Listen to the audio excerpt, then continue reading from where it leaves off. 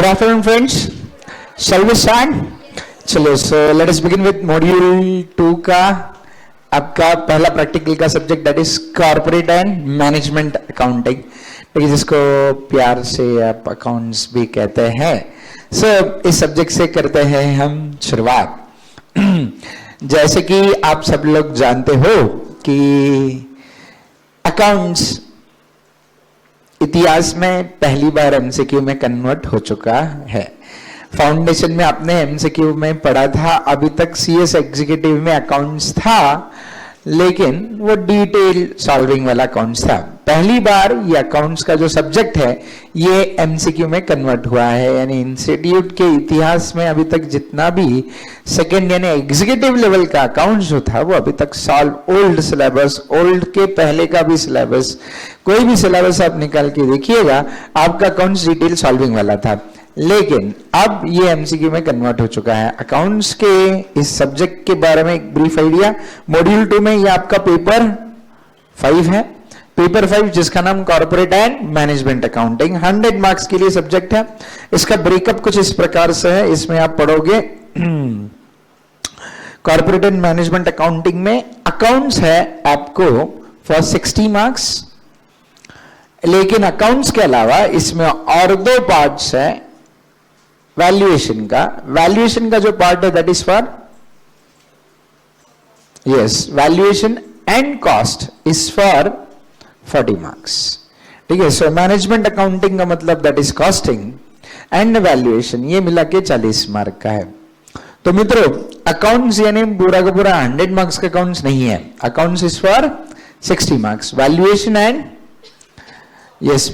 Costing is for 40 marks. अब इसमें बहुत सारे बच्चे क्वेरीज पूछते हैं कि सर इसमें थियरी कितना आएगा, प्रैक्टिकल कितना आएगा। तो जहां एमसीक्यू का पैटर्न आता है तो मित्रों तकरीबन 40 मार्क का थियरी आएगा और 60 मार्क्स के प्रैक्टिकल रहेंगे, on an average rough weightage है, ठीक है। सो 35 टू 40 मार्क्स का आपको थियरी बेस्ड क्वेश्चन आएगा और 60 टू 65 मार्क्स का आपको सॉल्व करने के लिए प्रैक्टिकल का क्वेश्चन आएंगे। 100 क्वेश्चन होंगे 100 मार्क्स के लिए, हर एक क्वेश्चन 1 मार्क के लिए है। 3 आवर्स आपको मिलेंगे पेपर लिखने के लिए, 180 मिनट्स, 3 आवर्स मींस 180 मिनट्स में you need to solve 100 MCQs. Foundation और इसमें फर्क है, फाउंडेशन में आपको सिर्फ 50 एमसीक्यू सॉल्व करने थे और कितने टाइम में सॉल्व करने थे 50 एमसीक्यू? 1 आवर में, है ना। तो यहाँ पे टाइम ज्यादा है, टाइम ज्यादा क्यों दिए? 1 आवर कितना मिनट्स? 1 आवर भी नहीं, 45 मिनट्स था सिर्फ। ओके, सो 45 मिनट्स में आपको 50 एमसीक्यू सॉल्व करने थे, हो जाते थे फटाफट, नहीं आते तो भी हो जाते थे, लेकिन एग्जीक्यूटिव में वैसे नहीं है। एग्जीक्यूटिव में आपको सोच समझ के आंसर देना है, ठीक है। सिलेबस थोड़ा सा वास्ट है, ओल्ड सिलेबस में नंबर ऑफ टॉपिक्स जो थे लिमिटेड थे, लेकिन न्यू सिलेबस में नंबर ऑफ टॉपिक्स बढ़ गए। आई होप कि यहाँ पे कोई भी ओल्ड सिलेबस का नहीं है। कोई है ओल्ड सिलेबस से? नहीं, सारे न्यू सिलेबस वाले हैं। ओके, जय माता दी वाले, ओल्ड वाले कोई नहीं है। चलो, सो अब ये एक अच्छा हो गया कि बच्चों को अकाउंट से थोड़ा डर लगता था, बहुत डरते थे बच्चे अकाउंट्स, है ना। डिटेल सॉल्व करना है, पोस्टिंग करना, लेजर पोस्टिंग करना, जर्नल एंट्री पास करना बहुत लोगों को थोड़ा मुश्किल लगता था, खास करके जिनका अकाउंट्स कभी भी फेवरेट नहीं रहा। ओके, सो अब उन लोगों के लिए बहुत रिलीफ है, बहुत यानी बढ़िया है। अगर एमसीक्यू में हो जाते हैं तो स्कोरिंग तो बहुत अच्छा होगा, लेकिन उसके लिए कंसेप्चुअल क्लियरिटी जरूरी है। मित्रों अकाउंट सॉल्व करने का अपना पैटर्न जो रहेगा वो पहले मैं आपको कैसे डिटेल में सॉल्व करते हैं वो बताऊंगा, उसके बाद एमसीक्यूज हम उसके ऊपर सॉल्व करेंगे, क्योंकि डायरेक्टली एमसीक्यूज करेंगे तो आपको दिक्कत आ जाएगी। तो पहले डिटेल सॉल्व करना भी 1-2 क्वेश्चन, हर एक कॉन्सेप्ट के ऊपर 1-2 क्वेश्चन डिटेल में सॉल्व करके बताएंगे, और उसके बाद एमसीक्यूज उसके ऊपर कैसे आएंगे वो भी हम सॉल्व करेंगे क्लास में, ठीक है। ओके, तो शुरुआत करते वक्त we are going to start with accounts. पहले अकाउंट से शुरू करेंगे, 60 मार्क्स का ज्यादा वेटेज है इसलिए we are going to start with accounts, and then 40 marks का वैल्यूएशन एंड कॉस्टिंग के बारे में हम डिस्कशन करेंगे, ठीक है। चलो, so let us begin with accounts. अब अकाउंट्स में बहुत सारे टॉपिक्स है, उसमें से सबसे पहला टॉपिक जिससे हम शुरुआत करेंगे वो है अंडरराइटिंग ऑफ शेयर्स, ठीक है। सो अंडरराइटिंग का जो टॉपिक है इससे हम शुरुआत करने वाले हैं। ओके, सो इसके लिए अब जो भी अकाउंट्स आप पढ़ रहे हैं, पढ़ने वाले हैं, इसके लिए बहुत बच्चों को और एक क्वेरी आता है, जो क्वेरी हम स्टार्टिंग में ही रिजॉल्व करेंगे। बच्चे पूछते हैं सर फाउंडेशन में हमने अकाउंट्स ऑप्शन में रखा था, फाउंडेशन में हमने अकाउंट्स किया नहीं था, सर हमें अकाउंट्स बिल्कुल पसंद नहीं, सर हम साइंस वाले हैं, सर हम कॉमर्स वाले होने के बावजूद डेबिट क्या होता है और क्रेडिट क्या होता है वो बचपन से लेके अभी तक समझा ही नहीं है।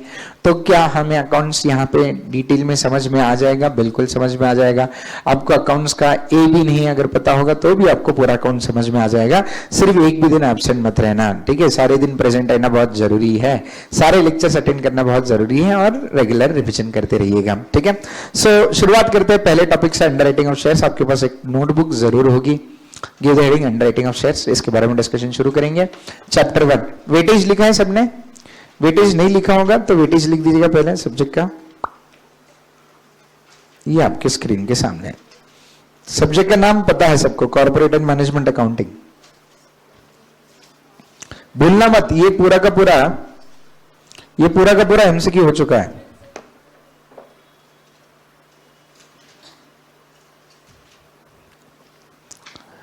बोलिए। बिल्कुल देवी जी आ जाइए, 1 मिनट है देवी जी। हाँ कर सकते 10-15 मिनट आराम से। देती नहीं ना देवी जी। चलो चलिए सर, चलो वेटेज मार्किंग लिख दीजिएगा। मार्क्स किसके लिए कितना है? अकाउंट्स के लिए 60 मार्क्स है, मैनेजमेंट अकाउंटिंग एंड वैल्यूएशन के लिए 40 मार्क्स है। सब्जेक्ट के 2 पार्ट है।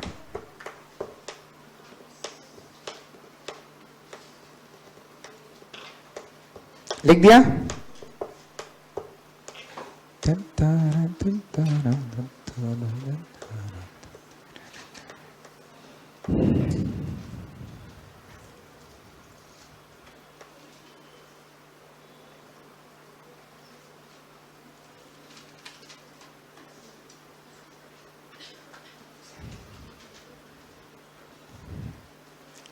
शुरू करें? चलो लेट अस बिगिन। सो अंडरराइटिंग पहला टॉपिक।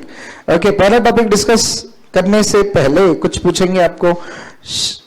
कंपनी, इस वर्ड से सब लोग वाकिफ होंगे, है ना कहीं ग्रेजुएशन में, बीकॉम में या आपने फाउंडेशन में कंपनी ये एंटिटी के बारे में स्टडी किया है, ठीक है? कंपनी के ओनर्स कौन होते हैं? डायरेक्टर्स या share holders? Who are the owners of the company? Very good, share holders company के ओनर्स है। डायरेक्टर्स कौन है? Other one who manage the company, ठीक है? कंपनी से रिलेटेड जो भी डिसीजंस है, कंपनी का फंक्शनिंग से रिलेटेड जो भी डिसीजंस है, they are taken by directors. Share holders are the owners. Share holders company में कैपिटल लगाते हैं, पैसे लाते हैं, इसके बदले में कंपनी उनको क्या करती है? शेयर्स इश्यू करती है ना? Share certificate is a proof that you are the owner of the shares of that company, ठीक है? कंपनी का ओनर कंपनी खुद होती है।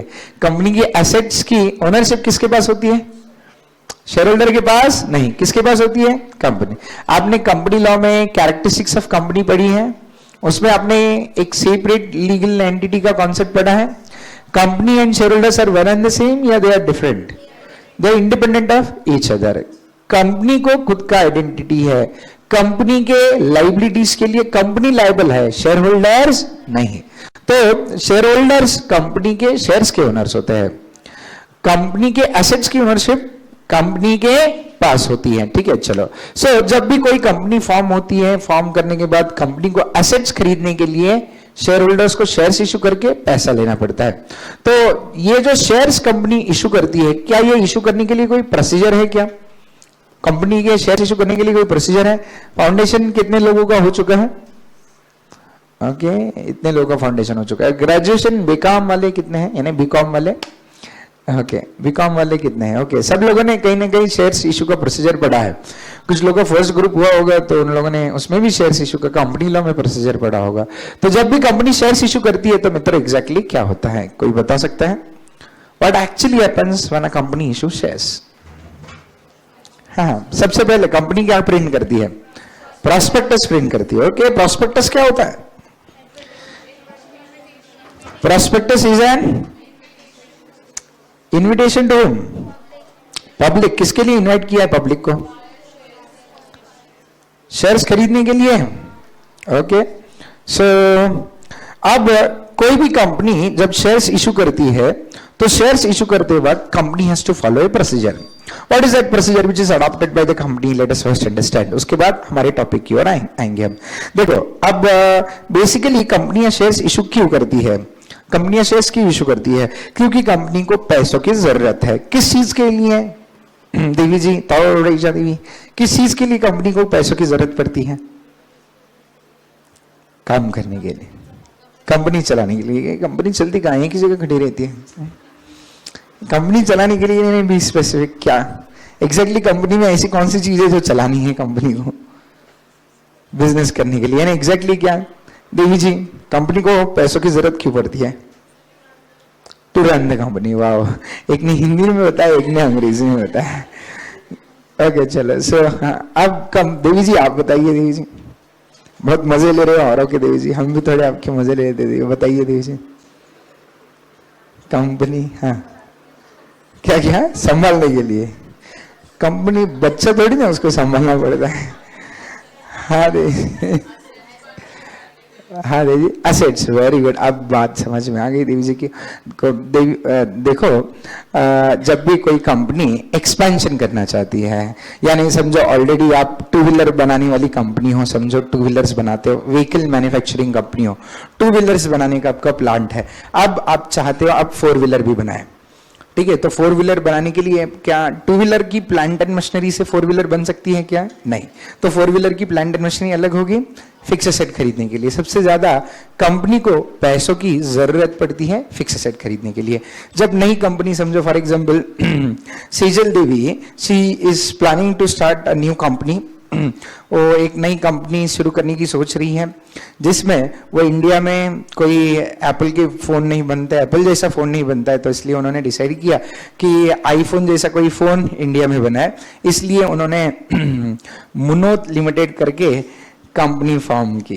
ओके, सो मुनोत लिमिटेड ये कंपनी को अब आईफोन जैसे मोबाइल बनाने के लिए मशीनरी खरीदनी है, ठीक है? कंपनी क्या प्लांट एस्टेब्लिश करने के लिए उनको लैंड चाहिए, लैंड के ऊपर बिल्डिंग कंस्ट्रक्ट करना है, तो जमीन खरीदने के लिए she is in need of से 50 करोड़ रुपीस जमीन खरीदने के लिए, बिल्डिंग कंस्ट्रक्ट करने के लिए 25 करोड़, प्लांट एंड मशीनरी खरीदने के लिए 25 करोड़, ऐसे इनको 100 करोड़ रुपीस की जरूरत है। अब 100 करोड़ तो उनके पास है नहीं, तो वो क्या करना चाहते हैं? शेयर्स इशू करना चाहते हैं। शेयर्स किसको इशू करेंगे? General public. जनरल पब्लिक यानी आप लोग समझो जनरल पब्लिक है, ठीक है? And she is the promoter. तो वो आपके पास आ गई और बोली कि आप हमें पैसे दो, तो आप पहला सवाल उनसे क्या पूछेंगे? क्यों चाहिए, ठीक है? हमें कंपनी स्टार्ट करनी है, तो उसके बदले में हम आपको शेयर इशू करेंगे और आप हमें पैसा दो। तो आप नेक्स्ट सवाल क्या पूछेंगे उनसे? हाँ, यस, क्या पूछेंगे? पूछते जाइए, पूछते जाइए। क्या सवाल? रिटर्न्स। Very good, returns. आप सबसे पहले पूछेंगे कि बिजनेस, देवी जी हम आपको 100 करोड़ रुपया देंगे, लेकिन 100 करोड़ रुपया लेके आप उसका क्या करेंगे? तो देवी जी ने बता दिया, प्लांट एंड मशीनरी खरीदना है, लैंड एंड बिल्डिंग खरीदना है, बिजनेस शुरू करना है, मोबाइल मैन्युफैक्चर करके बेचेंगे। तो नेक्स्ट क्वेश्चन आप पूछेंगे कि कितना प्रॉफिट कमाएगी आपकी कंपनी? तो देवी जी ने बताया हमारी कंपनी इतना इतना करोड़ का प्रॉफिट कमाएगी। वो बोले ठीक है, तो फिर आप डिविडेंड कितना देंगे? तो इतना इतना डिविडेंड देंगे। ओके, तो आप बोलेंगे कंफर्म, एफडी के ऊपर हमें 7% से इंटरेस्ट मिलता है, आप बता रहे हो 15% रिटर्न देंगे, तो बिल्कुल आप एफडी से डबल रिटर्न दे रहे हो, तो आपकी कंपनी के शेयर्स हम खरीदने के लिए तैयार है। लेकिन ये जो भी आपने बोला, क्या आप वो हमें लिख के दे सकते हैं? वो बोले बिल्कुल देवी जी, लिख के देने के लिए तैयार है। तो देवी जी ने ये सब लिख दिया प्रोस्पेक्टस में। किस में लिख दिया? तो basically what is a prospectus? What is a prospectus?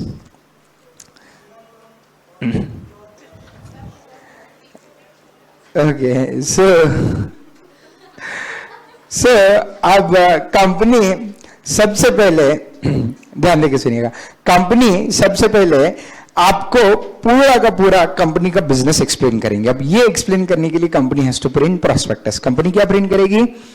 Prospectus. Prospectus में क्या होता है? यही इंफॉर्मेशन जो हमने अभी डिस्कस किया कि कंपनी आपसे कितना पैसा लेगी, वो पैसों से कंपनी कौन सी एसेट्स खरीदेगी, उन एसेट्स की कॉस्ट कितनी होगी, उन एसेट्स से कंपनी जो प्रोडक्ट बनाएगी वो कितने में सेल होगा, उसका प्रॉफिटेबिलिटी कितना होगा, आपको कितना रिटर्न मिल सकता है, ये सारा इंफॉर्मेशन इस प्रोस्पेक्टस में होगा। और उस प्रोस्पेक्टस के साथ ही एक एप्लीकेशन फॉर्म भी होगा। अगर आपको हमारी पसंद आती है कंपनी, तो आप उस प्रोस्पेक्टस में दिया गया एप्लीकेशन फॉर्म फिलअप करो और कंपनी के शेयर्स के लिए आप क्या करो? अप्लाई करो। ठीक है, चलो सो देखो, इश्यू ऑफ प्रोस्पेक्टस, कंपनी सबसे पहले क्या करती है? Issue of prospectus along with application form. Application form क्या होता है? अगर आपको समझो प्रोस्पेक्टस इशू करने के बाद अगर आपको इंटरेस्ट आ गया कंपनी के शेयर्स खरीदने में, तो आप कैसे खरीदेंगे? ठीक है। सो एक फॉर्म होता है जिसको हम क्या कहते हैं, एप्लीकेशन, वो फिलअप करना है और उसके साथ एप्लीकेशन मनी देना पड़ता है। क्या पे करना पड़ता है, और ये एप्लीकेशन मनी देके ये आप किसको सबमिट करते हो, ठीक है। एप्लीकेशन फॉर्म भरेंगे हम, पहले तो कंपनी आपको प्रोस्पेक्टस इशू करेगी, उसके साथ एप्लीकेशन फॉर्म देगी, आप वो प्रोस्पेक्टस पढ़ोगे, एप्लीकेशन फॉर्म भरोगे और एप्लीकेशन का एक चेक अटैच करके एप्लीकेशन फॉर्म किसको देंगे हम, कंपनी को। कंपनी बाद में क्या करती है, कंपनी आपको शेयर्स क्या करती है, अलॉट, याद है ना सबको, ठीक है। सो कंपनी देखेगी कि बाबा आपने एप्लीकेशन फॉर्म ठीक से भरा है क्या, एप्लीकेशन का पैसा पे किया है क्या, ये सब होने के बाद company will make an allotment of shares. Allotment यानी क्या, अलॉटमेंट यानी क्या, कंपनी आपको क्या इशू करती है, शेयर सर्टिफिकेट, ठीक है। सो अगर सब कुछ ठीक रहेगा तो कंपनी आपको शेयर सर्टिफिकेट इशू करेगा, उसको कहते हैं अलॉटमेंट ऑफ शेयर्स। मित्रों अब ये हो गया सिंपल प्रोसीजर, सबसे पहले कंपनी प्रोस्पेक्टस इशू करेगी, बाद में आप एप्लीकेशन फॉर्म फिल करके कंपनी को सबमिट करोगे। एप्लीकेशन फॉर्म आपने कंपनी को सबमिट करने के बाद कंपनी आपका एप्लीकेशन फॉर्म और एप्लीकेशन का पैसा लेगा, सब कुछ सही लगा तो कंपनी आपको शेयर्स अलॉट करेगा। This is the simple procedure, एकदम लेमन्स टर्म में, आसान भाषा में ये प्रोसीजर बताई। मित्रों अब इस दौरान एक चीज होती है, चीज ऐसे है कि कंपनीज एक्ट और सेबी की एक रिक्वायरमेंट है, जब इनिशियल पब्लिक इशू हो रहा है, यानी पहली बार जब कंपनी शेयर्स इशू करती है तो मिनिमम सब्सक्रिप्शन होना जरूरी है। क्या होना जरूरी है, मिनिमम सब्सक्रिप्शन का मतलब क्या, कम से कम 90% of issued shares shall be subscribed by the general public. यानी इसका मतलब क्या, समझो हमारी एक छोटा सा एग्जांपल आपके स्क्रीन पे है, समझो ये कंपनी ने शेयर्स इशू किए, ठीक है। The company has issued shares, एक एग्जांपल यहां पे,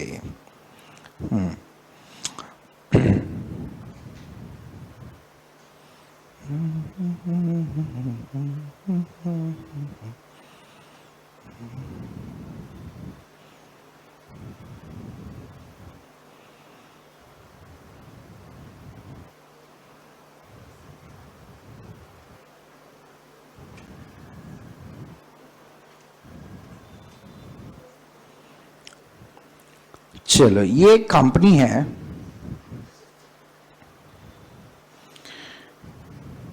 स्क्रीन पे दिखाई दे रहा है, नहीं कोई बात नहीं, चलो यही एक कंपनी है जिसने समझो for example 1 lakh shares issue किए, ये कंपनी ने 1 लाख शेयर्स इशू किए हैं। सो 1 लाख शेयर्स जब कंपनी पहली बार इशू कर रहे हैं तो कंपनी ने प्रोस्पेक्टस बनाया, प्रोस्पेक्टस में ये मेंशन किया कि we are issuing 1 lakh shares, ये शेयर्स का फेस वैल्यू है, ये शेयर्स का इशू प्राइस है, ऐसे बोल के कंपनी ने 1 लाख शेयर्स इशू कर दिए। 1 लाख शेयर्स इशू करने के बाद पब्लिक के पास एप्लीकेशन फॉर्म पहुंच गए। क्या सारे एप्लीकेशन फॉर्म्स जो पब्लिक ने लिए हैं वो सब के सब एप्लीकेशन फॉर्म फिल करके कंपनी के शेयर्स के लिए अप्लाई करेंगे, ऐसा जरूरी है क्या? समझो मैंने यहाँ पे बैठे हुए जितने भी लोग हैं उन सबको एप्लीकेशन फॉर्म भरे, कुछ लोग एप्लीकेशन फॉर्म पढ़ेंगे, बोलेंगे हमें ये पसंद नहीं है कंपनी, ठीक है, हमें नहीं लगता कि ये कंपनी सर्वाइव कर पाएगी, ये कंपनी के प्रमोटर्स नए हैं, कुछ लोगों को लगता नहीं ये कंपनी बहुत अच्छा बिजनेस करेगी, तो कुछ लोगों ने शेयर्स के लिए अप्लाई किया, कुछ लोगों ने नहीं, ऐसे करके टोटल एप्लीकेशन आई 80,000 शेयर्स के लिए। कितने शेयर्स के लिए इशू कितने किए थे? 1 लाख। एप्लीकेशन कितने शेयर्स के लिए है? 80,000। क्या मिनिमम सब्सक्रिप्शन का कंडीशन फुलफिल हुआ या नहीं? मिनिमम पब्लिक ने कितने शेयर्स खरीदने चाहिए थे? 90,000। खरीदे कितने? 80,000। शॉर्टफॉल कितने का है? 10,000। तो क्या कंपनी इनको शेयर्स अलॉट कर सकती है या नहीं? नहीं। कंपनीज एक्ट कहता है कि मिनिमम 90% शेयर जब तक पब्लिक खरीदता नहीं है, कितना? 90%, तब तक company is not allowed to allot the shares. तो 80,000 शेयर्स के लिए जो भी एप्लीकेशन का पैसा मिला था वो कंपनी खुद के पास रख सकती है या कंपनी को ये रिफंड करना पड़ता है? रिफंड करना पड़ता है। So is there any certainty that company ने शेयर्स इशू किए तो सारे के सारे अलॉट होंगे, ऐसा कोई गारंटी है क्या?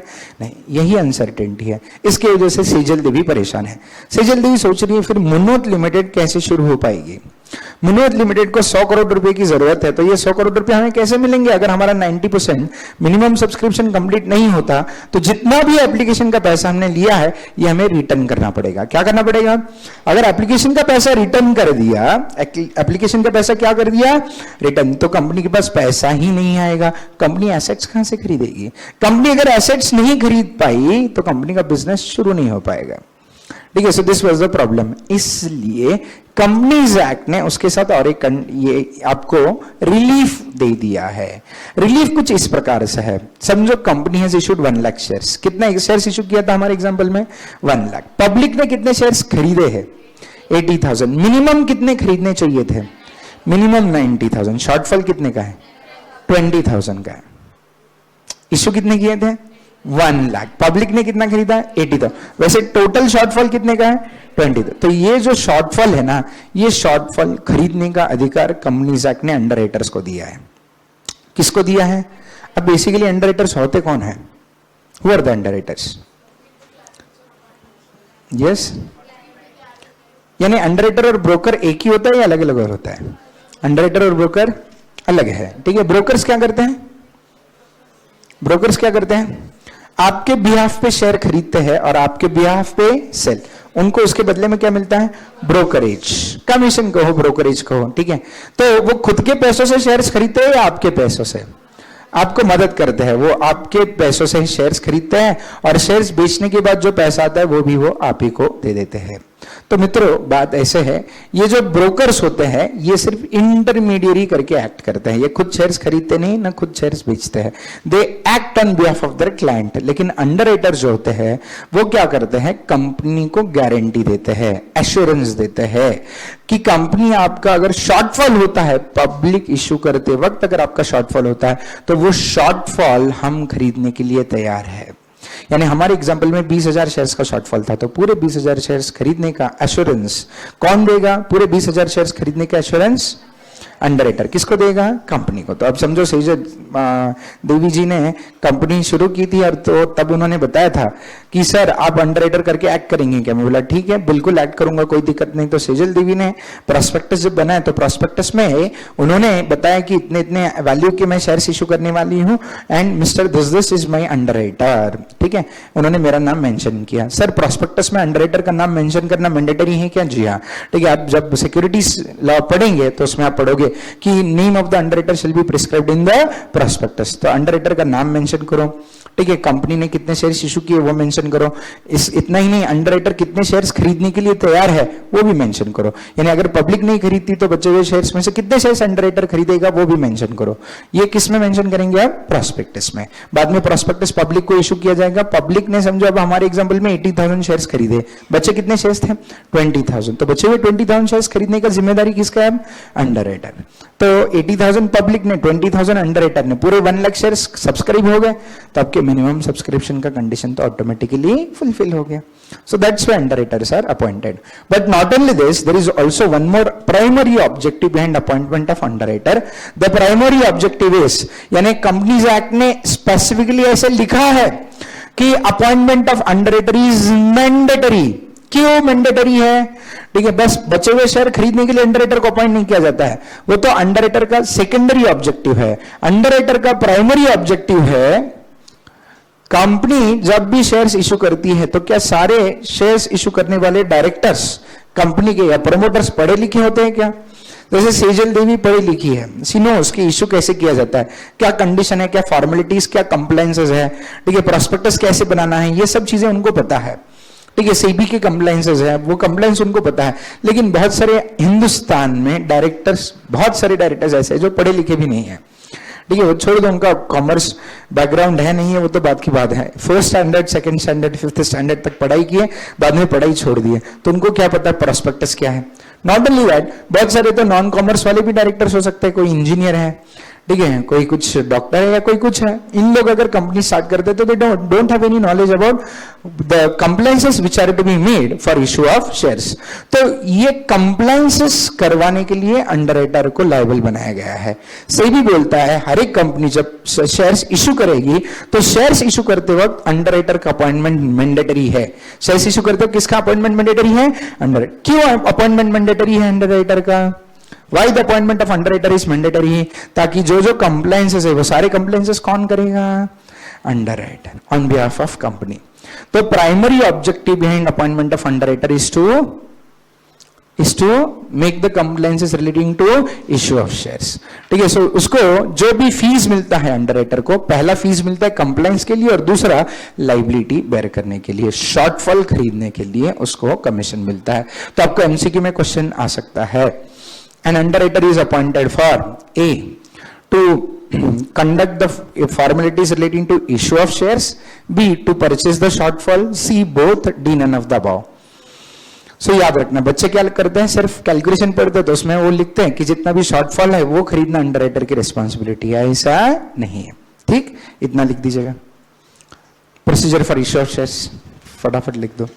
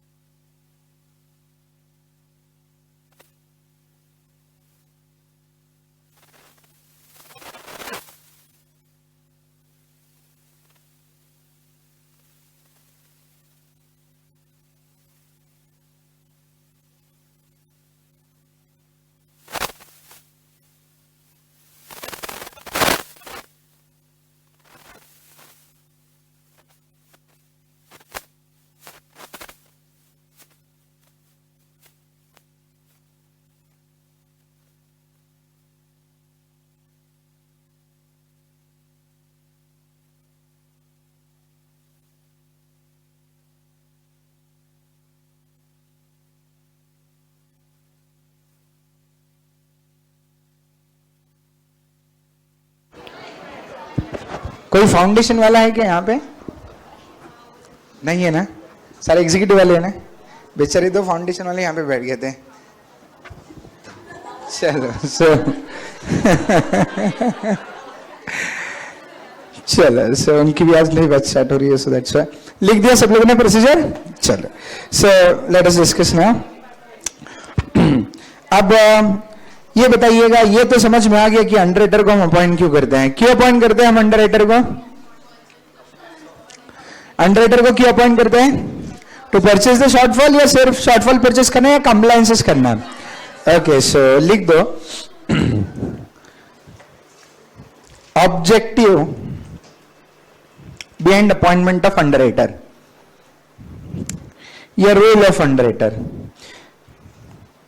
Objective behind appointment of underwriter करके थियरी भी साइमल्टेनियसली लिखवा के दूंगा, क्योंकि थियरी के ऊपर भी क्वेश्चंस आते हैं, यानी एमसीक्यूज आते हैं ज्यादा करके। सो इसके लिए थियरी भी उतना इक्वली इंपॉर्टेंट है। दोनों डिस्कशन करेंगे हम, प्रैक्टिकल का भी और थियरी का। ऑब्जेक्टिव में पहला ऑब्जेक्टिव लिख दो, to carry out compliance relating to issue of shares. To carry out compliance relating to issue of share, ये प्राइमरी ऑब्जेक्टिव है। To carry out compliance relating to issue of shares and debentures. To carry out compliance relating to issue of shares and debentures, ये primary objective हो गया। Secondary objective पहला लिख दिया, to carry out compliance relating to issue of shares and debentures. दूसरा लिख दो, second objective लिख दो, to make good the shortfall. To make good the shortfall, to make good the shortfall, ये सेकेंडरी ऑब्जेक्टिव है। चलो ये दोनों ऑब्जेक्टिव्स आपने लिख दिए। उसके बाद आगे बढ़ते हैं।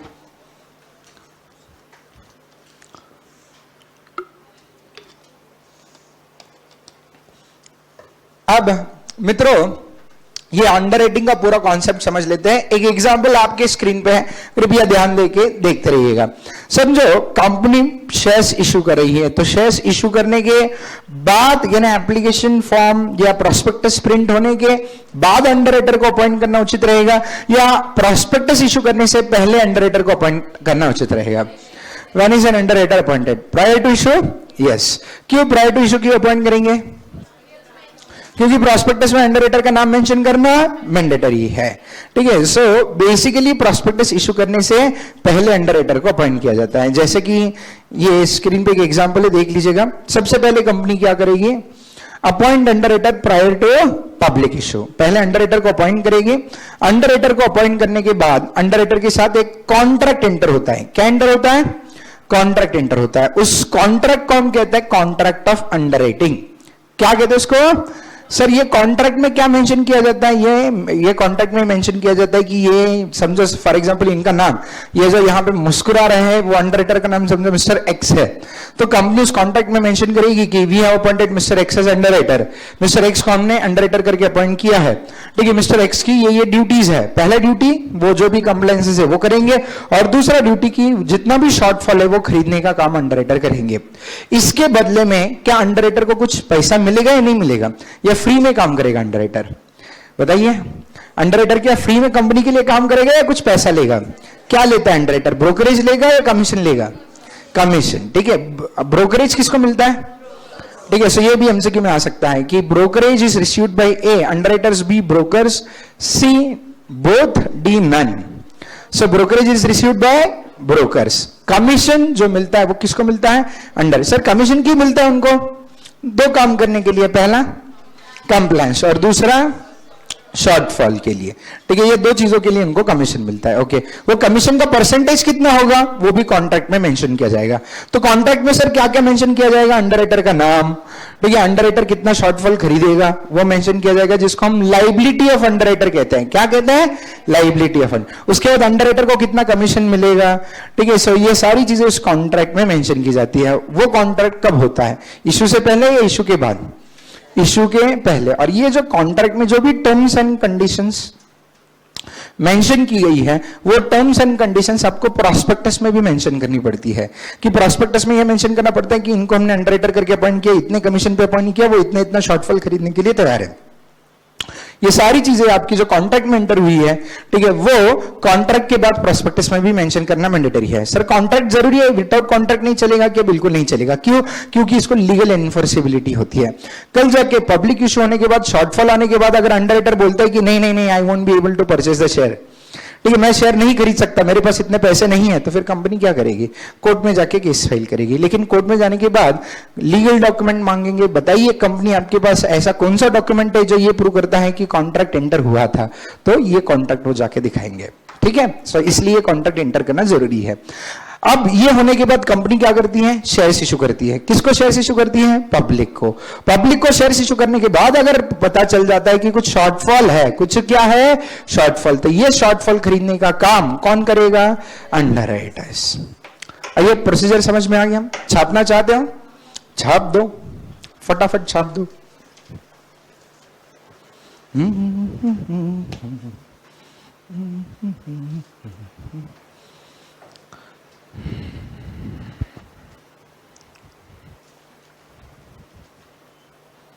सबसे पहले शुरुआत कहां से हुई है? देखो यहां से।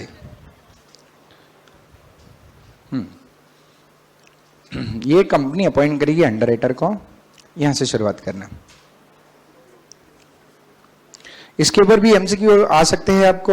The underwriter is appointed to A after issue, B before issue, C at any time, D none of the above. ठीक है, सो ये बिफोर इशू अपॉइंट किया जाता है। अंडरराइटर के साथ कॉन्ट्रैक्ट एंटर होता है, उसको क्या कहते हैं? That is known as contract of underwriting.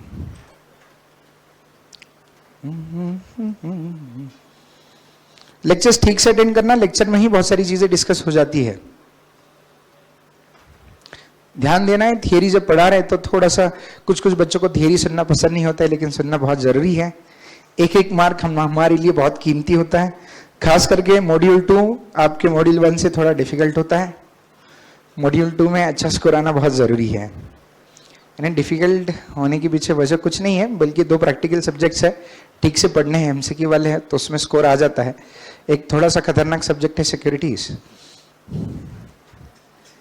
तो इसकी वजह से आपने अगर एमसीक्यू ठीक से किए हैं तो आपका एग्रीगेट आराम से हो जाएगा।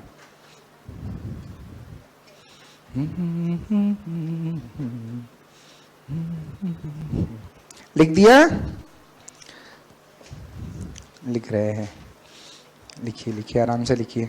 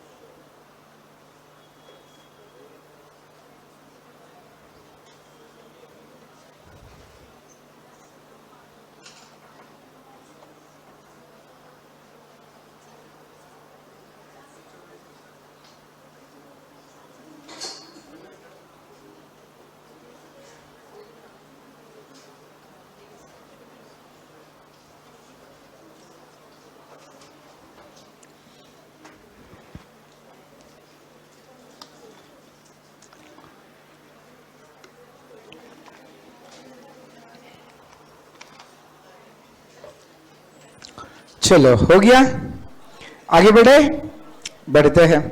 अब यहां तक का प्रोसीजर तो हमें समझ में आ गया। जब भी कंपनी प्रॉस्पेक्टस इशू करती है तो प्रॉस्पेक्टस इशू करने से पहले क्या करना पड़ेगा? अंडरराइटर के साथ कॉन्ट्रैक्ट एंटर करना पड़ेगा, अंडरराइटर को अपॉइंट करना पड़ेगा, उसकी लायबिलिटी फिक्स करनी पड़ेगी, कमीशन फिक्स करना पड़ेगा। बाद में जाके कंपनी शेयर्स इशू करेगी पब्लिक को। पब्लिक ने जो शेयर्स नहीं खरीदे तो बचे हुए शेयर्स कौन खरीदेगा? अंडरराइटर्स। यहां तक का प्रोसीजर सबको समझ में आ गया मित्रों? अरे बोलो, आवाज नहीं आ रही है, थोड़ा जोर से बोलो। ओके, सो मित्रों अब आगे नेक्स्ट क्वेश्चन हमारे मन में जो अराइज होना चाहिए, क्या कंपनी ने अंडरराइटर के साथ कोई रिटर्न एग्रीमेंट एंटर किया है? उस एग्रीमेंट को हम क्या कहते हैं? जल्दी से बताओ। उस एग्रीमेंट को हम क्या कहते हैं, फटाफट बताओ? Contract of. ओके, आप लोगों ने टाइप्स ऑफ कॉन्ट्रैक्ट पढ़े हैं? कितने टाइप के कॉन्ट्रैक्ट होते हैं?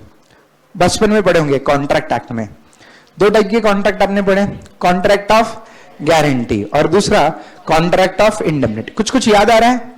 कॉन्ट्रैक्ट ऑफ गारंटी और कॉन्ट्रैक्ट ऑफ इंडेमनिटी क्या था, याद आ रहा है? कॉन्ट्रैक्ट ऑफ गारंटी में क्या देते हैं? गारंटी किस चीज की? प्रॉमिस फुलफिल करने की। यानी अगर प्रिंसिपल डेटर ने प्रिंसिपल क्रेडिटर को पेमेंट नहीं किया तो गारंटर या श्योरिटी पेमेंट करेगा। याद है? शायद कुछ बच्चों के चेहरों पे क्वेश्चन मार्क दिखाई दे रहा है, कोई बात नहीं, सबके लिए एक छोटा सा एग्जांपल है। कॉन्ट्रैक्ट ऑफ गारंटी समझाने के लिए स्क्रीन पे देखिए, सब लोग देख रहे हैं?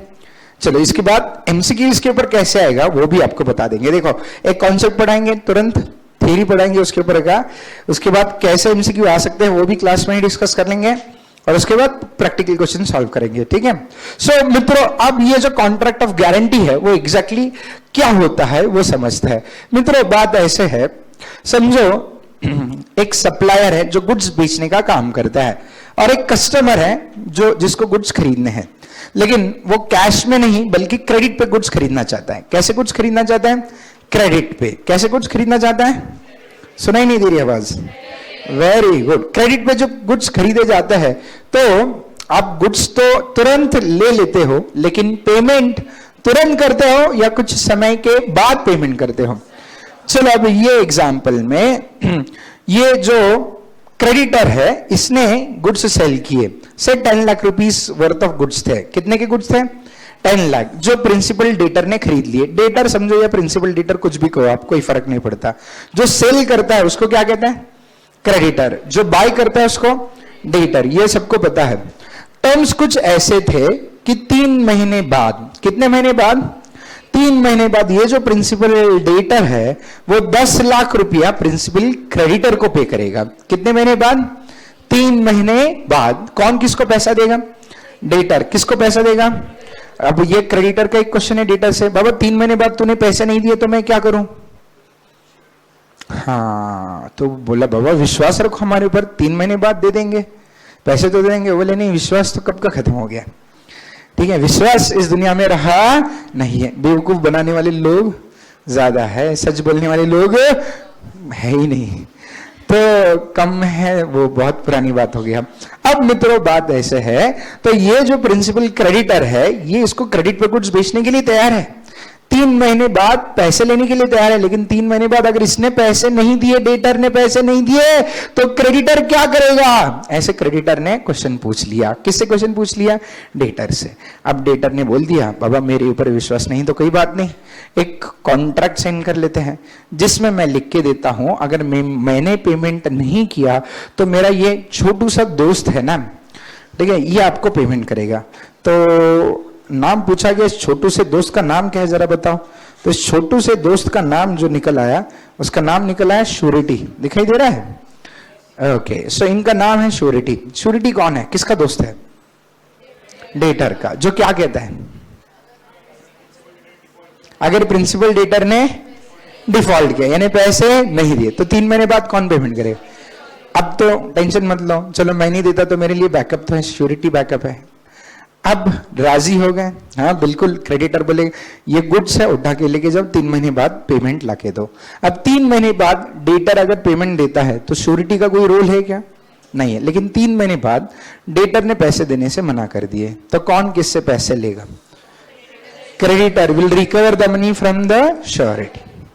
सही है? अब श्योरिटी ने पैसे दे दिए, लेकिन क्या अब ये श्योरिटी पैसा खुद के जेब से दे रहा है या किसी के बिहाफ पे दे रहा है? बिहाफ पे, यानी उसने अपने जेब से तो ये पैसा दे दिया है, लेकिन बाद में ये पैसा वो किससे रिकवर कर सकता है? डेटर से पैसा रिकवर करने का अधिकार श्योरिटी के पास है क्या?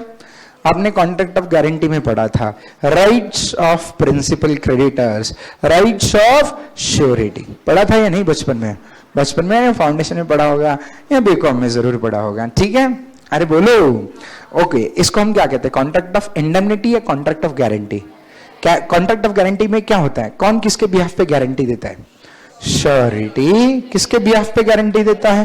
Principal debtor. किसको गारंटी देता है? क्रेडिटर। किस चीज का गारंटी देता है? अगर डेटर ने पेमेंट नहीं किया तो उसके बिहाफ पे पेमेंट कौन करेगा? श्योरिटी। किसको करेगा? और बाद में श्योरिटी ये पैसा प्रिंसिपल डेटर से रिकवर कर सकता है क्या? यस। ओके, इसको कहते हैं contract of guarantee. I hope ये समझ में आ गया है सबको। दूसरा एक कॉन्ट्रैक्ट होता है जिसको आप क्या कहते हैं? Contract of indemnity. इसके बारे में एक क्विक डिस्कशन करेंगे। इंडेमनिटी के कॉन्ट्रैक्ट के बारे में आपने बचपन में पढ़ा था क्या? इंडेमनिटी के कॉन्ट्रैक्ट के बारे में किसी ने पढ़ा था? इंडेमनिटी में कितने पार्टीज होते हैं? 3 या 2? गारंटी में कितने पार्टीज होते हैं? कौन कौन? Creditor, debtor, surety. ठीक है। देन इंडेमनिटी में कौन होता है? 2। कौन से? Indemnifier and indemnified. ओके, चलो ऐसे 2 पार्टीज होता है। अब बेसिकली ये कॉन्ट्रैक्ट है क्या? ठीक है, जिसको इंडेमनिटी होल्डर भी कहते हो आप। ठीक है, ये इंडेमनीफायर है इंश्योरेंस कंपनी। ये इंश्योरेंस कंपनी जो है वो कौन है? इंडेमनीफायर। और ये कौन है? इंडेमनिटी होल्डर है क्या? देखो अब समझो, फॉर एग्जांपल ये एक इंश्योरेंस कंपनी का नाम यू ही ले लिया है। आप कोई भी इंश्योरेंस कंपनी ले, जनरली इंश्योरेंस के कॉन्ट्रैक्ट ऑफ इंडेमनिटी में आते हैं जनरली। ओके, अब इंश्योरेंस का कॉन्ट्रैक्ट के बारे में तो आपको सबको पता ही होगा। इंश्योरेंस का कॉन्ट्रैक्ट में क्या होता है? समझो आपने आपके गाड़ी का इंश्योरेंस करवाया। व्हीकल इंश्योरेंस पता है सब लोगों के पास, कहीं ना कहीं 2 व्हीलर 4 व्हीलर में से कुछ ना कुछ कौन सा तो व्हीलर होगा। ठीक है, 2 नहीं तो 4। तो अब मित्रों, ये गाड़ी जब आप खरीदते हो तो गाड़ी का इंश्योरेंस करवाते हो क्या? क्यों करवाते हो? क्या हो गया तो? चोरी हो गई तो? एक्सीडेंट, जनरली क्या होने की चांसेस ज्यादा है? एक्सीडेंट हो जाता है, गाड़ी को नुकसान होता है, तो नुकसान कौन बेयर करेगा? समझो आपकी 2 व्हीलर है, 2 व्हीलर आपके 2 व्हीलर का एक्सीडेंट हो गया। आप जेएम रोड से जा रहे थे, लेकिन जाते जाते किसी को देख रहे थे, ऐसे मुड़ मुड़ के घूर घूर के देख रहे थे। सामने से गाड़ी आ गई, ठोक दिया, गाड़ी वाले को भी ठोक दिया।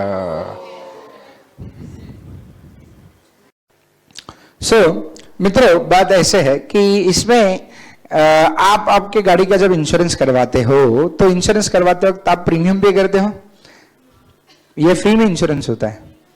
प्रीमियम इंश्योरेंस कंपनी बोलती है बाबा आपकी गाड़ी कितने की? आपने बोल दिया हमारी ऐसी वाली 2 व्हीलर है 1 लाख रुपए की।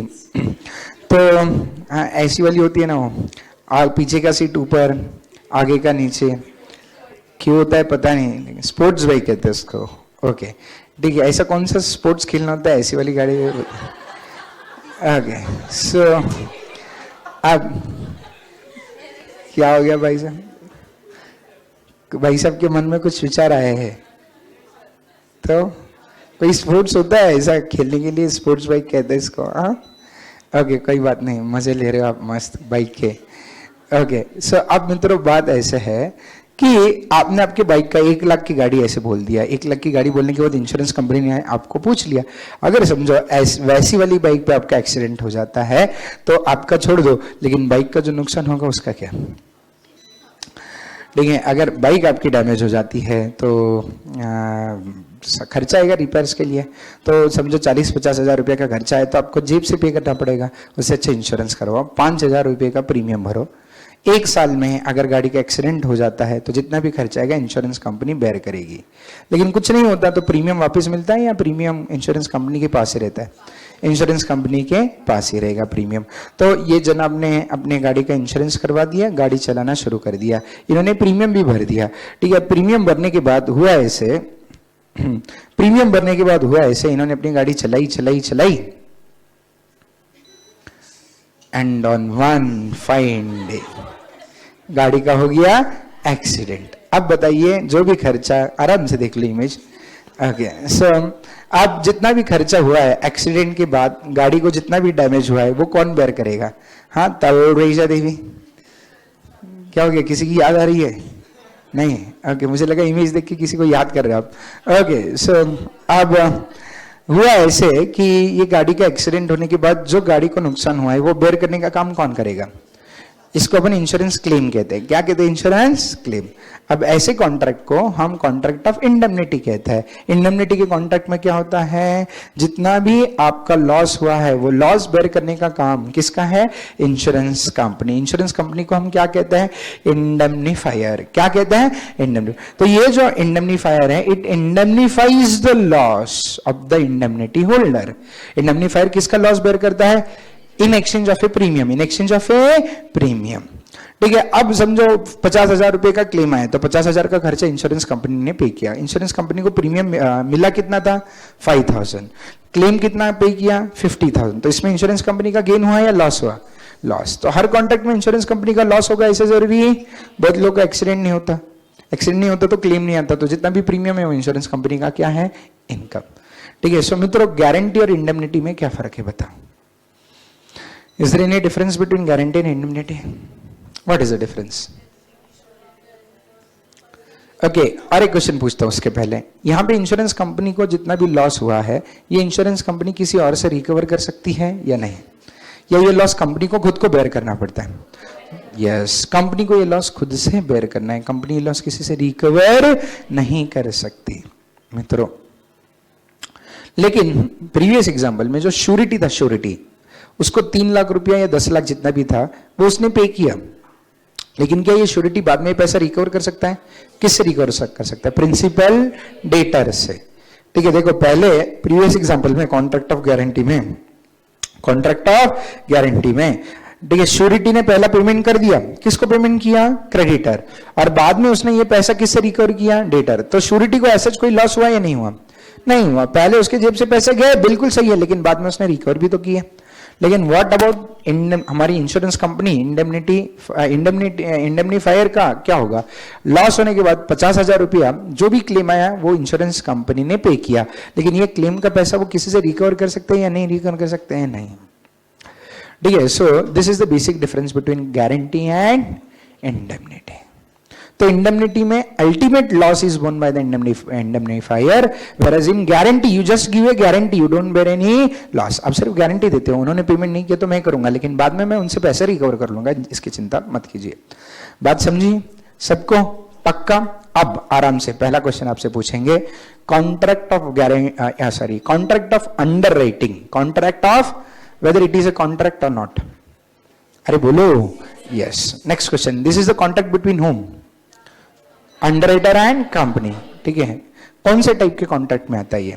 इंडेमनिटी या गारंटी में? अब पहले तो मुझे बताइए, अंडरराइटर को लॉस किस चीज का होगा? अगर शॉर्टफॉल होता है। क्या होता है? यानी पब्लिक ने अगर सारे शेयर्स खरीदे नहीं तो बचे हुए शेयर्स कौन खरीदेगा? अंडरराइटर। अब बताइए, अंडरराइटर जब ये कंपनी से शेयर्स खरीदता है तो किसके जेब से पैसा जाएगा?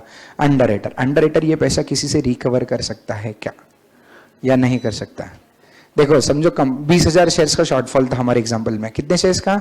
और वो शेयर्स 20,000 शेयर्स कंपनी ने इशू किए थे 10 रुपीज में। कितने में? तो 20,000 इंटू 10 कितना रुपया आएगा? 2 लाख। 2 लाख रुपीज पे करके underwriter has to purchase 20,000 shares from the company. तो ये 2 लाख रुपीज अंडरराइटर की जेब से जो कंपनी के पास गए हैं वो अंडरराइटर किसी से रिकवर कर सकता है या नहीं? तो बताइए ये कौन सा कॉन्ट्रैक्ट है, इंडेमनिटी या guarantee? Contract of underwriting is a contract of dash dash. A indemnity, B guarantee, C both, D none. Is it a contract of indemnity? Underwriter ने गारंटी दिया है या नहीं? या उसने शॉर्टफॉल खरीदने का एश्योरेंस दिया है? शॉर्टफॉल होता तो मैं खुद मेरी जेब से बेयर करूंगा। It means it is a contract of, वो ये लॉस किसी से रिकवर नहीं कर सकते, तो श्योरिटी नहीं है। ऐसे नहीं है चलो पब्लिक ने शेयर नहीं खरीदे ना तो मैं खरीद लूंगा और बाद में मैं पब्लिक से पैसा ले लूंगा, ऐसे बोलता है कि अंडरराइटर? नहीं, वो खुद शेयर्स खरीदता है। So that's why contract of underwriting is a contract of indemnity and not a contract of guarantee. I hope ये समझ में आ गया। तो एमसीक्यू में क्वेश्चन आ सकता है, याद रखना है। ठीक है, चलो। सो ये पहला कॉन्सेप्ट हमने डिस्कस किया। सो कौन सा कॉन्ट्रैक्ट है? टाइप्स ऑफ कॉन्ट्रैक्ट, 2 टाइप के कॉन्ट्रैक्ट है, contract of guarantee and contract of, लिख दीजिएगा ऐसे types of contract, contract of guarantee, contract of indemnity. और इसके नीचे मैं लिखवा के दूंगा आपको कि अंडरराइटिंग का कॉन्ट्रैक्ट क्या है।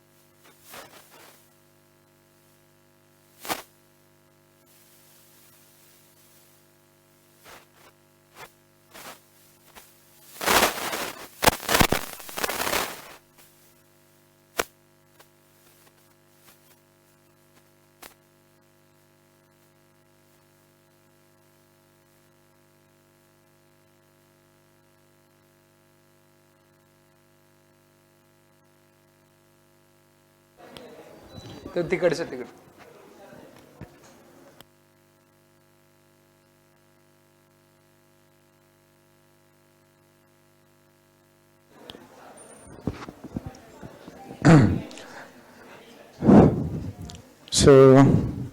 इसके नीचे एक स्टेटमेंट लिख दो, contract of underwriting is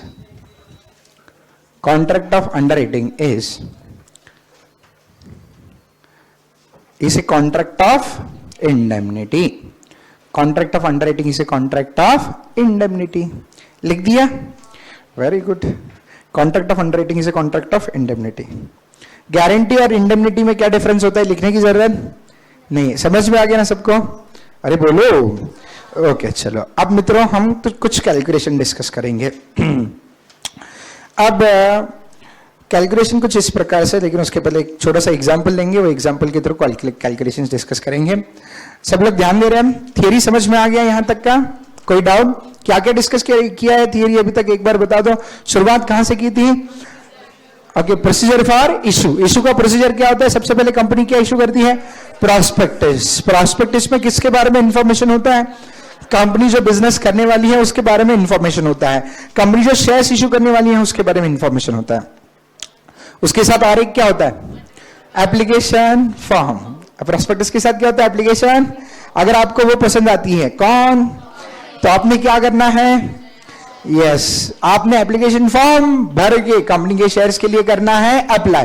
application form भर के आप अप्लाई करोगे, कंपनी आपको क्या करेगी? अलॉटमेंट. लेकिन अलॉटमेंट करते हो कंपनी को एक चीज याद रखनी है. क्या याद रखना है? कौन सा कंडीशन फुलफिल होना चाहिए? Minimum subscription. मिनिमम सब्सक्रिप्शन कितने परसेंट का होना चाहिए? जितने कंपनी ने शेयर्स इशू किए उसमें से 90% किसने खरीदने हैं? General public. अगर नहीं खरीदती जनरल पब्लिक 90% शेयर्स तो नहीं, अंडरराइटर तो बाद में है पिक्चर में. तो कंपनी को क्या करना पड़ेगा? जितना भी एप्लीकेशन का पैसा लिया है वो पूरा का पूरा क्या करना पड़ेगा? रिफंड करना पड़ेगा. तो कंपनी क्या शेयर्स इशू कर सकती है? नहीं कर सकती. फिर नहीं कर सकती. कंपनी अपना प्रोजेक्ट शुरू कर सकती है? नहीं कर सकती. नहीं कर सकती. इसके लिए कंपनीज एक्ट ने क्या बोला? कंपनी ने किसको अपॉइंट करना जरूरी है? अंडरराइटर्स. कंपनी ने किसको अपॉइंट करना जरूरी है? अंडरराइटर्स को अपॉइंट करना जरूरी है. So company shall appoint the underwriter. Underwriter क्या करेगा? अंडरराइटर के दो ऑब्जेक्टिव्स है. क्या करेगा वो अंडरराइटर? वो कंप्लायंस करेगा, यानी इशू से रिलेटेड जो जो कंप्लायंसेस है वो कंप्लीट करेगा और शॉर्टफॉल भी परचेस करेगा. ये अंडरराइटर के दो प्राइमरी ऑब्जेक्टिव, प्राइमरी और एक सेकेंडरी ऑब्जेक्टिव हमने डिस्कस किए. इसके बदले में अंडरराइटर को क्या मिलेगा? ब्रोकरेज या कमीशन? कमीशन मिलेगा. लेकिन इसके लिए कंपनी को अंडरराइटर के साथ एक कॉन्ट्रैक्ट एंटर करना पड़ेगा. उस कॉन्ट्रैक्ट का नाम क्या है? Contract of underwriting. कब एंटर होता है वो? इशू के बाद या इशू से पहले? ठीक है. Yes, it is a contract of indemnity या कॉन्ट्रैक्ट ऑफ गारंटी?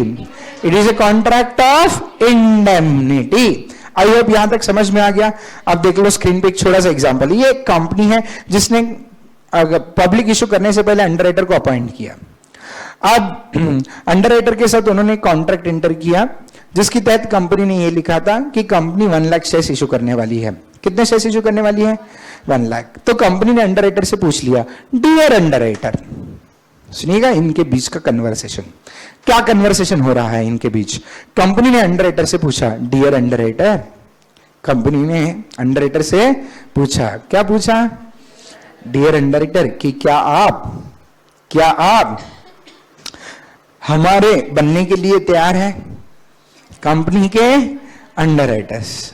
देखो वो अंडरराइटर बोल रहा है, बिल्कुल हम आपके कंपनी के अंडरराइटर बनने के लिए तैयार है. वो बोले फिर आपको क्या कबूल है?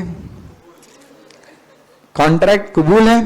तो बोले हाँ हमें कबूल है. तो नेक्स्ट सवाल पूछा, आप कितना लाइबिलिटी बेयर कर सकते हो? आप कितना? तो अंडरराइटर थोड़ा कंफ्यूज हो गया. अंडरराइटर ने पूछा, बाबा लाइबिलिटी का मतलब क्या? तो कंपनी ने अंडरराइटर को एक्सप्लेन किया. देखो क्या एक्सप्लेन कर रही है. कंपनी बोल रही है हमने कितने शेयर्स इशू किए हैं? 1 लाख. किसको इशू करने वाले हैं? रादर हम पब्लिक इसमें से कितना शेयर्स खरीदेगा? अंडरराइटर बोला मैं क्या भगवान हूं पहले बताने के लिए कि कंपनी के कितने शेयर्स पब्लिक खरीदेगा? वो तो पब्लिक के ऊपर डिपेंड करता है. बिल्कुल सही.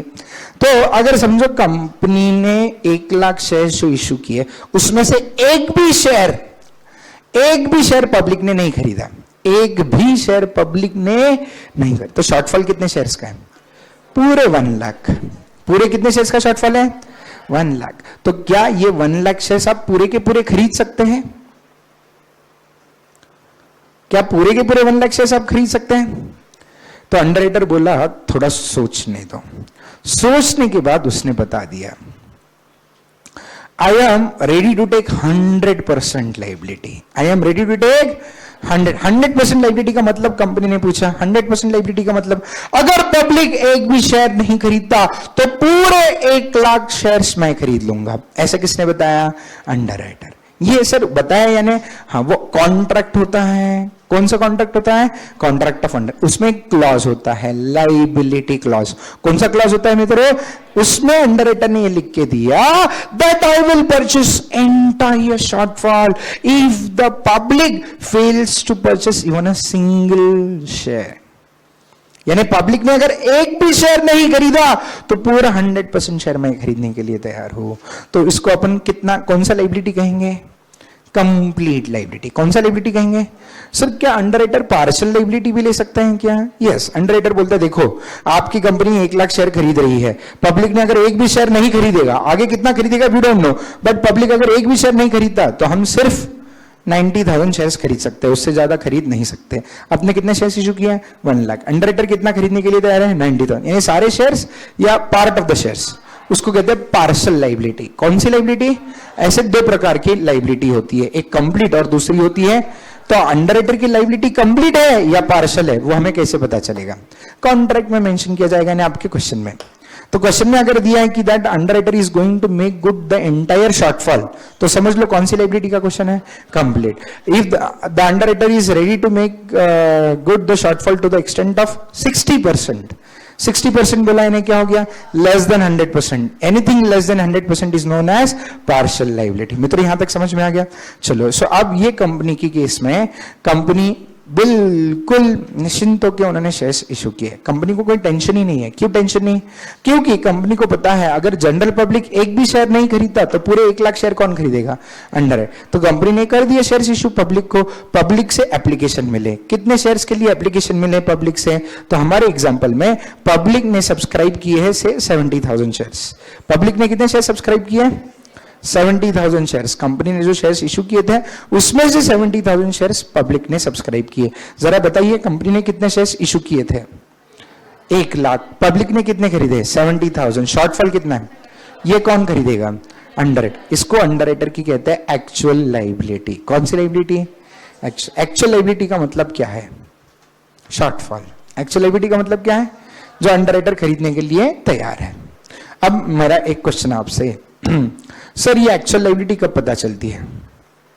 इशू से पहले या इशू के बाद? इशू के बाद। बचे हुए शेयर्स कितने हैं उसको हम कहते हैं एक्चुअल लायबिलिटी। सर तो इशू से पहले ये जो 100% लायबिलिटी थी वो कौन सी लायबिलिटी थी? ग्रॉस। कौन सी लायबिलिटी थी? तो 2 प्रकार की लायबिलिटी होती है, एक ग्रॉस और दूसरी एक्चुअल। ग्रॉस कब कहां मेंशन की जाती है? ग्रॉस कहां मेंशन की जाती है? कॉन्ट्रैक्ट में। जब पब्लिक एक भी शेयर नहीं खरीदेगा तो अंडरराइटर मैक्सिमम कितने शेयर्स खरीद सकता है, दैट इज ग्रॉस लायबिलिटी। जैसे आप लोगों को टाइप्स ऑफ कैपिटल पता होंगे, authorised capital, issued and subscribed capital. What is authorised capital? Maximum capital which the company can issue. Subscribed यानी एक्चुअल, या इशूड कैपिटल यानी जितना एक्चुअली इशू किया है। तो ऐसे ही यहां पे भी अंडरराइटर की 2 प्रकार की लायबिलिटी होती है, एक ग्रॉस यानी मैक्सिमम, इससे ज्यादा अंडरराइटर शेयर खरीदने वाला नहीं। एक्चुअल यानी उसने एक्चुअली कितने शेयर खरीदे। ग्रॉस कॉन्ट्रैक्ट में मेंशन की जाती है, एक्चुअल बाद में पता चलती है। ग्रॉस लायबिलिटी इशू से पहले पता चलती है, एक्चुअल इशू के बाद पता चलती है। आई होप ये समझ में आ गया? पक्का? चलो अब देखो यहां पे छोटा सा टाइप्स ऑफ लायबिलिटी के ऊपर डिस्कशन यानी चार्ट बना के दिया। लायबिलिटी 2 प्रकार की है, ग्रॉस और एक actual. Gross is fixed before public issue whereas actual is calculated after publication. So लिख दो types of liability, gross liability और एक्चुअल लायबिलिटी करके लिख देना।